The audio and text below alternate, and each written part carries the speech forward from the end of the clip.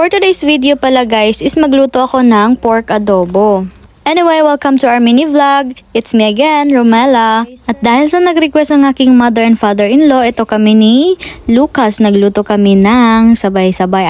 Sinamahan niya ako guys. Siyempre, tumulong din yan siya sa akin para sa mga seasonings natin, of course. Anyway, nag-start na pala ako magluto dito guys. Since na marinate ko naman yung ating pork kanina pa like 30 minutes or 1 hour more than. So ako na nagtapos nito guys kasi nga yung aking fiancé, hindi talaga siya masyadong marunong yung mga inzay. Kasi nga matakot din ako Zay, baka ma-slice niya talaga yung kamay niya. So ako na nagtapos dito and habang piniprepare ko pala yung ating mga seasoning guys, ayan, hinayaan ko muna yung ating pork. So guys, nung first time ko palang magluto ng pork adobo dito sa Germany, syempre sabi ko baka hindi nila magustuhan to at saka syempre diba iba yung lasa, mas marami yung soy sauce, ganun.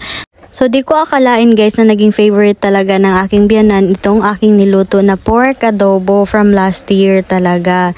So una na tong buhaton tayo guys, magbisaya na ko daring dapita kay para makasabot na pud tang tanan, charis lang.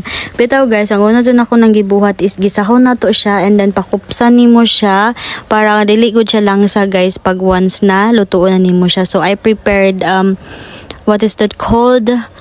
Bell pepper guys, kung sa English. Tapos kanin si Dodong gi-check niya kung okay na ba niya akong giluto diri jay. So kailangan ni mo siya butangan og gamay nga mantika kay para maging ano siya ba, basta kamo na bahala, diskarte na lang ni guys kung unsaon niyo para malami ang inyong giluto na pork adobo.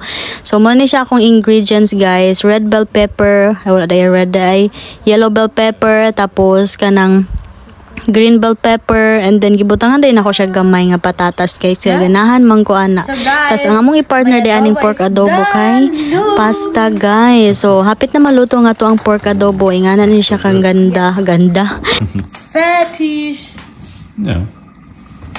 And wag na nating patagalin guys, diri na lang ni kutob. Thank you so much for watching.